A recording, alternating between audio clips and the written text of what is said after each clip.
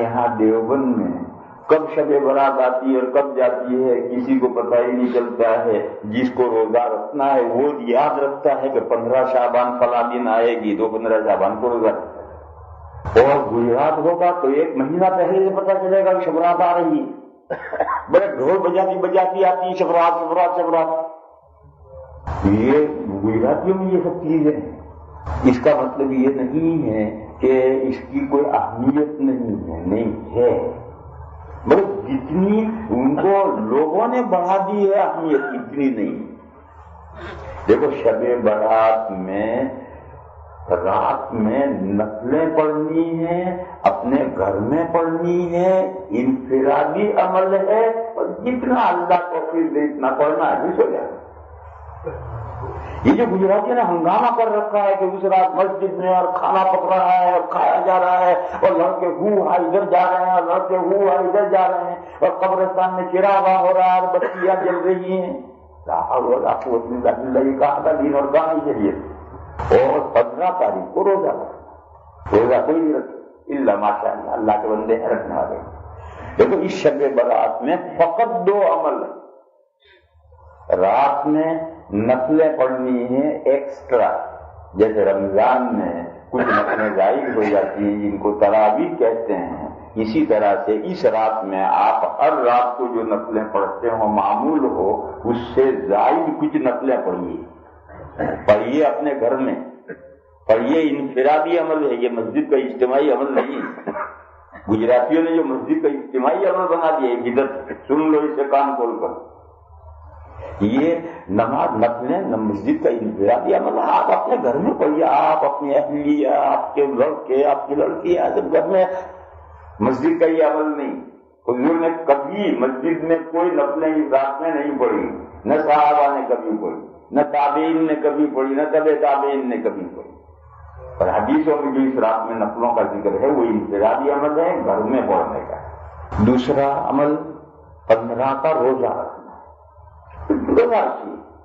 ان کے علاوہ ایک دوسرا عمل ہے اپنے لیے اور گزرے ہووں کے لیے مغفرت طلبی، بخشش کی دعا کرنا.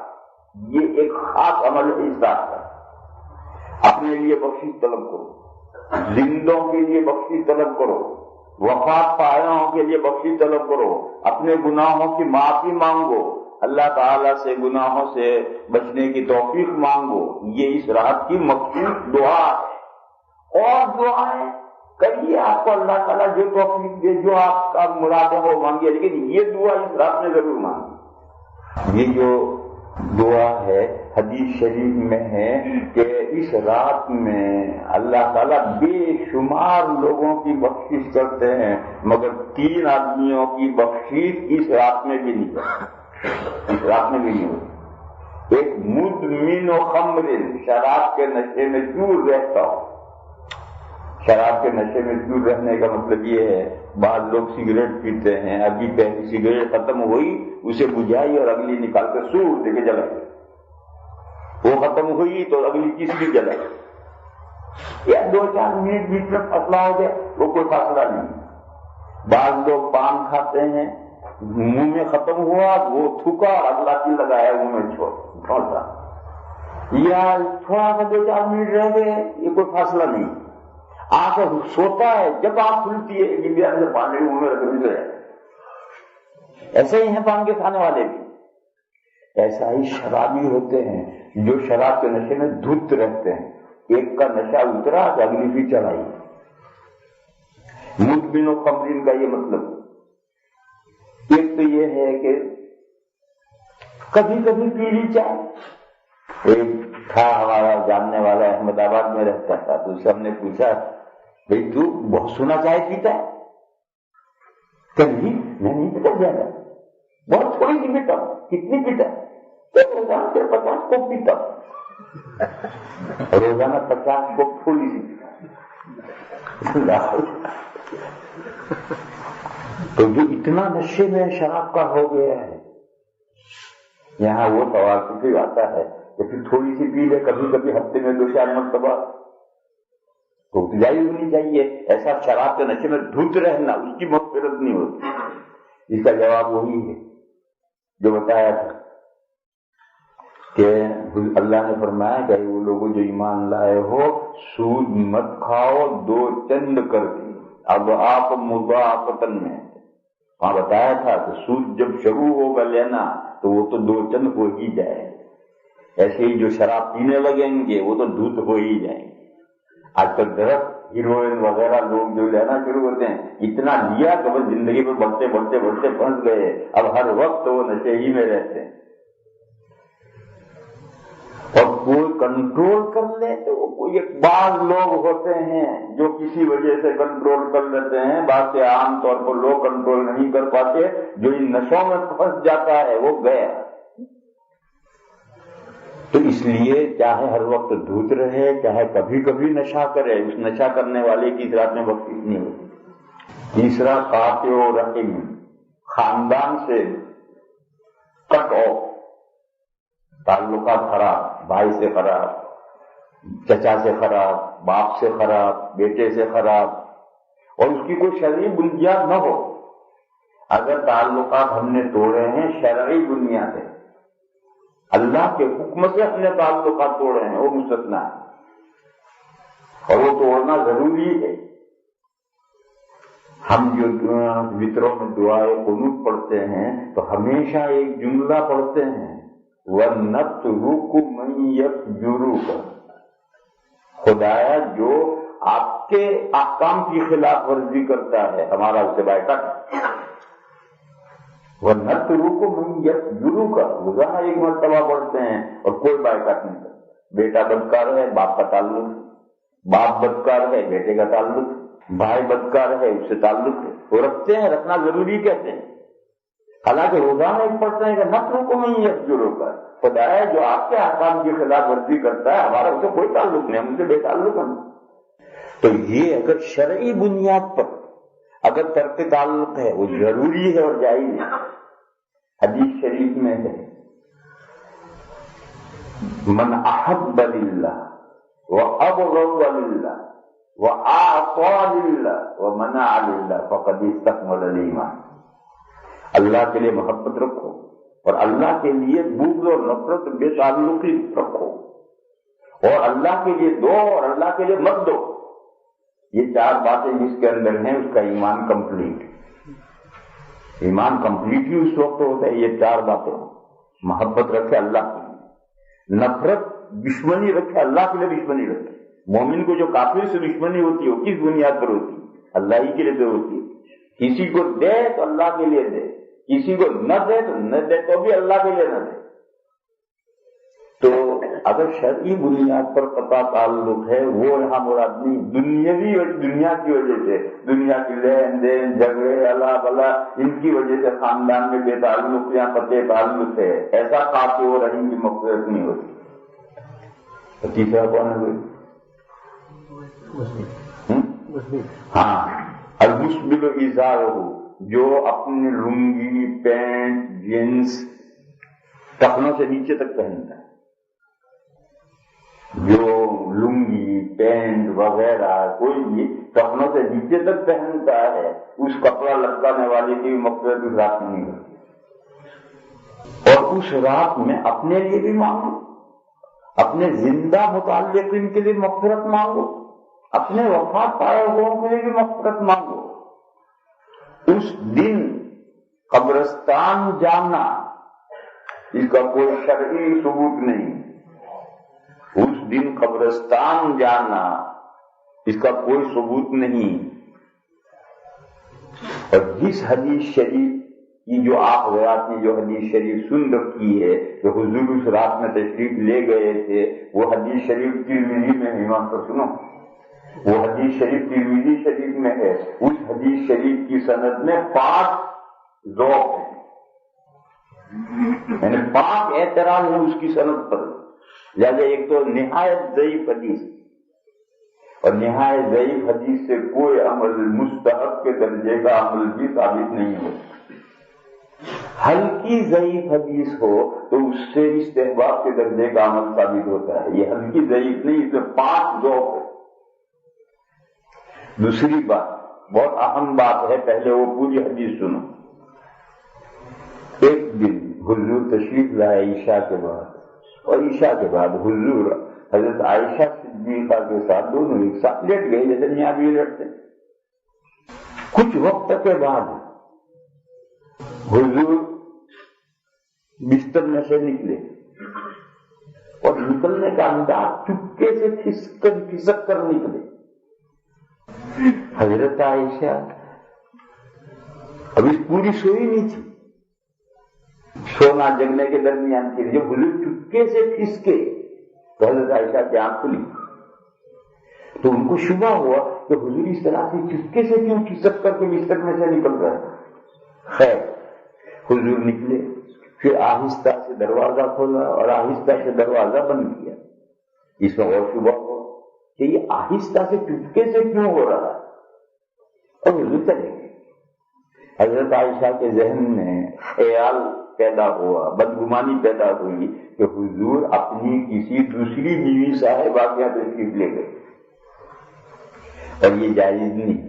اگر دو یا زیادہ بیویاں ہیں تو جس کی باری ہوگی اس رات میں دوسری بیوی سے صحبت کرنا جائز نہیں۔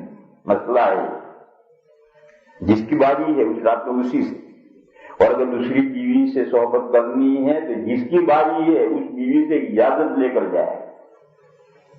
تو اب حضرت عائشہ کی باری ہے، اس دن اگر حضور کو دوسری بیوی صاحبہ کے یہاں تشریف لے جانا ہے تو حضرت عائشہ سے اجازت لینی، اور چپکے سے نکل کر جانا اور دوسری بیوی صاحبہ کے پاس یہ تو شرعاً جائز نہیں۔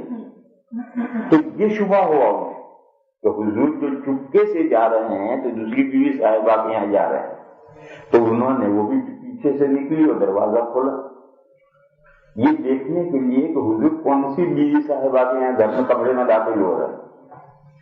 اب جو انہوں نے دروازہ کھولا تو حضور تو مسجد سے باہر نکل رہے ہیں، حضور کے جو کمرے ہیں وہ تو اس جگہ پر ہیں، تو وہ ان کمروں میں سے تو کسی کے یہاں حضور جا نہیں رہے، حضور تو ادھر جا رہے ہیں۔ تو ان کو شبہ ہوا کہ حضور کہاں جا رہے، اب شبہ نہیں، اب تو ایک خیال پیدا ہوا کہ باہر کہاں جا رہے۔ خیر حضور تو باہر نکل گئے، اب یہ بھی مسجد پوری کراس کر کے حضرت عائشہ بھی باہر نکلی۔ رات ہے 15ویں رات شب اس کی شعبان کی، اس کو چاند مون فل ہوتا ہے تو پوری روشنی ہے، وہاں عرب میں بادل بادل تو ہوتے نہیں۔ جب وہ مسجد سے باہر گئی تو حضور قبرستان کے قریب پہنچ چکے۔ وہاں مدینہ سے مسجد نبوی سے قبرستان اتنا ہی سمجھو جتنا یہاں سے تاج محل تو وہاں کھڑی کھڑی دیکھتی رہی۔ حضور قبرستان میں گئے، دیر تک وہاں ٹھہرے رہے، کیا کیا اللہ جانے۔ حضرت عائشہ یہیں باہر کھڑی رہی۔